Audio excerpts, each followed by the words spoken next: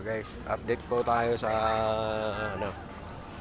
Ito na po, naglatag na po tayo ng bakal. Ito pa lang po yung bottom. Yan. Yan po yung bottom ng ating ano, bakal. Yan. Ayan. Kompleto po yung bottom na yan. Yan. Yan. Kompleto na po yan. So, bukas po kasi, kaya hindi na ituloy ngayon yung paglatag dyan. Lalagyan muna natin ng electrical. Ayan, naka-layout na rin po yung mga ano ng kwarto. Vision, yung CR. Ayan.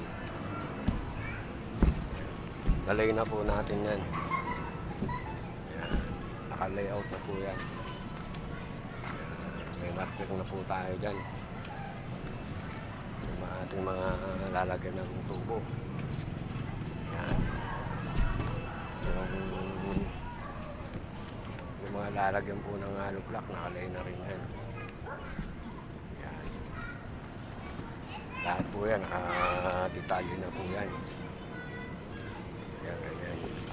Ayan po, meron na po yan yung pintuan sa hollow block. Ayan po. Ayan.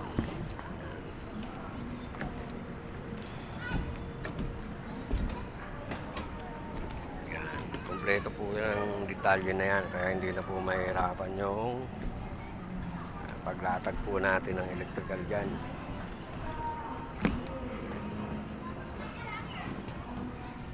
Lahat po yan mayroon ng detalye para hindi na po mag-layout yung maglalagay ng electrical. Mas mabilis po yan. Okay po, hanggang dito lang po muna. Salamat. Pagka nagustuhan nyo po, paki-follow and like and share naman po, no? Thank you.